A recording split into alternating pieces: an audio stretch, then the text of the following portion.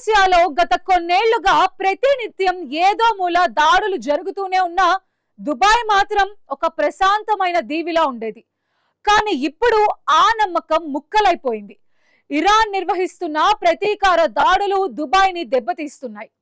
అత్యంత సురక్షితమైన అంతర్జాతీయ కేంద్రంగా ఉండే దుబాయ్ ప్రతిష్ట ఇప్పుడు మసకబారుతోంది. విలాసవంతమైన పామ్ జుమేరియా ద్వీపాలపై డ్రోన్లు విరుచుకు పడుతుంటే ప్రపంచంలోనే ఎత్తైన కట్టడం బుర్జ్ ఖలీఫా పరిసరాల్లో పేలుళ్ల పొగలు కనిపిస్తున్నాయి. పర్యాటకులు ఎప్పుడెప్పుడు ఈ నగరం విడిచి వెళదామా అని విమానాశ్రయాల్లో పడిగాపులు కాస్తున్నారు. అగ్రరాజ్యం అమెరికా చేసిన యుద్ధ ప్రకటన దుబాయ్ లాంటి ఆర్థిక కేంద్రాన్ని ఎలా పాతాళానికి నెట్టేస్తోంది? అమెరికా ఇరాన్ మధ్య జరుగుతున్న యుద్ధంలో దుబాయ్ ఎలా చిక్కుకుంది? Let's watch the story.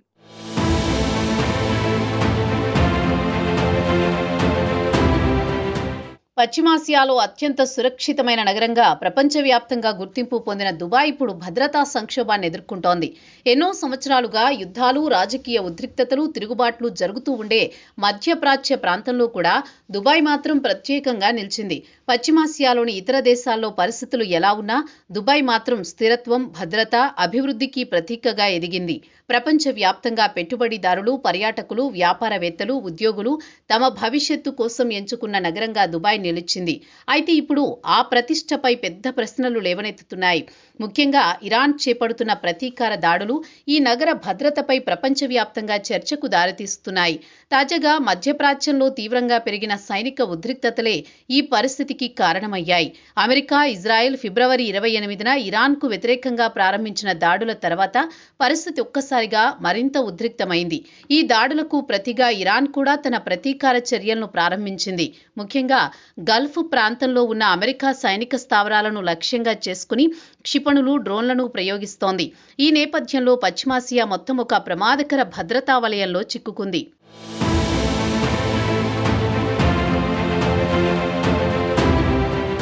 ఈ పరిణామాల ప్రభావం గల్ఫ్ దేశాలపై కూడా పడింది. ముఖ్యంగా యుఏఈలో పరిస్థితి ఆందోళనకరంగా మారింది.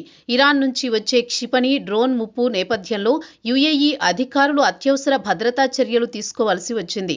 ముఖ్యంగా దేశ గగనతలాన్ని తాత్కాలికంగా మూసివేయాల్సిన పరిస్థితి ఏర్పడింది. దీనివల్ల అంతర్జాతీయ విమాన రాకపోకలు తీవ్రంగా ప్రభావితమయ్యాయి. ప్రపంచంలో అత్యంత రద్దీగా ఉండే విమానాశ్రయాల్లో ఒకటైన దుబాయ్ ఇంటర్నేషనల్ ఎయిర్పోర్ట్లో వేలాది మంది ప్రయాణికులు చిక్కుకుపోయారు. దాదాపు 20,000 మంది పర్యాటకులు దుబాయ్ విమానాశ్రయంలో కొన్ని రోజుల పాటు చిక్కుకుపోయి తీవ్ర ఇబ్బందులు ఎదుర్కొన్నారు. వీరిలో చాలా మంది ప్రపంచం నలుమూలల నుంచి వచ్చిన పర్యాటకులే. దుబాయ్ను అత్యంత సురక్షిత పర్యాటక కేంద్రంగా భావించి ఇక్కడికి వచ్చిన వారు ఇప్పుడు విమానాశ్రయంలోనే చిక్కుకుపోవడం ఇప్పుడు చర్చనీయాంశంగా మారింది. విమానాల రద్దు, ఆలస్యం, గగనతల పరిమితుల కారణంగా వేలాది మంది తమ ప్రయాణాలను వాయిదా వేసుకోవాల్సి వచ్చింది. గత 2 దశాబ్దాలుగా దుబాయ్ తనను తాను ఒక ప్రత్యేక ప్రపంచంగా నిర్మించుకుంది. మధ్యప్రాచ్యంలో రాజకీయ అస్థిరత ఉన్నప్పటికీ దానికి దూరంగా ఉండేలా తన ప్రతిష్టను కాపాడుకుంది. ఒక రకంగా చెప్పాలంటే పశ్చిమాసియా ప్రాంతంలో దుర్భేద్యమైన ఒయాసిస్లా మారింది.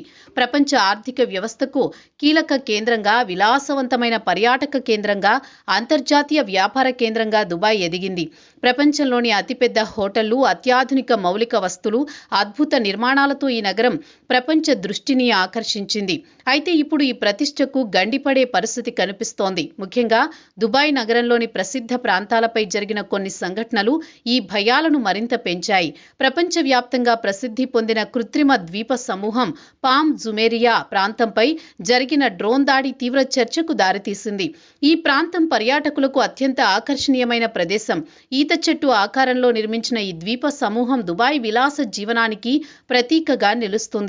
అలాంటి ప్రాంతంలో జరిగిన దాడిలో 4 గాయపడినట్లు తెలుస్తోంది. అదే సమయంలో ప్రపంచంలోని అత్యంత ఎత్తైన భవనం బుర్జ్ ఖలీఫా సమీపంలో పొగలు ఎగిసిపడుతున్న వీడియోలు సోషల్ మీడియాలో వైరల్ అయ్యాయి.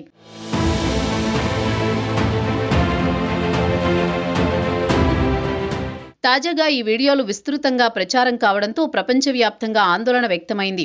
దుబాయ్ నగరంలోని అత్యంత భద్రత కలిగిన ఆర్థిక, పర్యాటక ప్రాంతాలకు ప్రమాదం పొంచి ఉందనే భావన ఈ ఘటనల వల్ల మరింత బలపడింది. ఈ పరిస్థితిపై గల్ఫ్ ప్రాంతంలోని ప్రముఖ వ్యాపారవేత్తలు కూడా ఆందోళన వ్యక్తం చేస్తున్నారు. ముఖ్యంగా యుఏఈకి చెందిన ప్రముఖ పారిశ్రామికవేత్త ఖలాఫ్ అహ్మద్ అల్ హబ్తూర్ సోషల్ మీడియాలో ఒక బహిరంగ లేఖ రాయడం అంతర్జాతీయంగా చర్చనీయాంశమైంది. ఆ లేఖను ఆయన అమెరికా అధ్యక్షుడు ట్రంప్ను ఉద్దేశించి రాశారు. ఆ లేఖలో చాలా కఠినమైన ప్రశ్నలు లేవనెత్తారు. ఇరాన్పై యుద్ధ చర్యలు ప్రారంభించే ముందు దాని ప్రభావం పశ్చిమాసియా ప్రాంతంపై ఎలా పడుతుందో ఆలోచించారా అని ప్రశ్నించారు. ఈ ప్రాంతాన్ని యుద్ధంలోకి లాగే హక్కు మీకు ఎవరు ఇచ్చారని ప్రశ్నించారు. ఒక దేశం తీసుకునే సైనిక నిర్ణయాలు మొత్తం ప్రాంతాన్ని అస్థిరతలోకి నెట్టే ప్రమాదం ఉందని ఆయన హెచ్చరించారు. ముఖ్యంగా పశ్చిమాసియాలోని ఆర్థిక వ్యవస్థలు, పర్యాటక రంగం, అంతర్జాతీయ వ్యాపారం యుద్ధ ఉద్రిక్తతల వల్ల తీవ్రంగా దెబ్బతింటాయనే అభిప్రాయం వ్యక్తం చేశారు. ఈ నగరంలో నివసిస్తున్న వారిలో దాదాపు 90% మంది విదేశీయులే. ప్రపంచంలోని అనేక దేశాల నుంచి వచ్చిన వారు ఇక్కడ ఉద్యోగాలు చేస్తూ, వ్యాపారాలు నిర్వహిస్తూ స్థిరపడిపోయారు.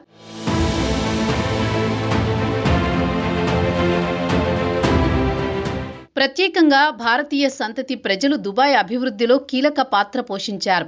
వ్యాపారం, నిర్మాణ రంగం, ఐటీ, సేవా రంగాల్లో లక్షలాది మంది భారతీయులు పనిచేస్తున్నారు.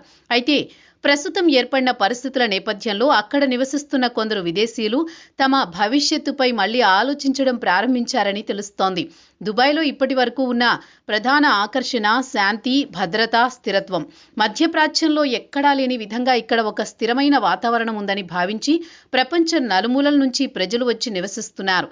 కానీ ఇప్పుడు యుద్ధ ఉద్రిక్తతలు ఈ నగరాన్ని కూడా ప్రభావితం చేస్తాయా అనే సందేహం మొదలైంది. ఈ పరిస్థితి యుఏఈ ప్రభుత్వానికి కూడా పెద్ద సవాలుగా మారింది. దుబాయ్ ప్రతిష్ఠ దెబ్బతినకుండా కాపాడేందుకు అధికారులు అత్యవసర చర్యలు తీసుకుంటున్నారు. భద్రతను మరింత కట్టుదిట్టం చేయడం, గగనతల రక్షణ వ్యవస్థలను బలోపేతం చేయడం, అంతర్జాతీయ సమాజంతో చర్చలు జరపడం వంటి చర్యలు చేపడుతున్నారు. మొత్తానికి పశ్చిమాసియాలో ప్రస్తుతం ఏర్పడిన పరిస్థితి దుబాయ్కు ఒక కీలక పరీక్షగా మారింది.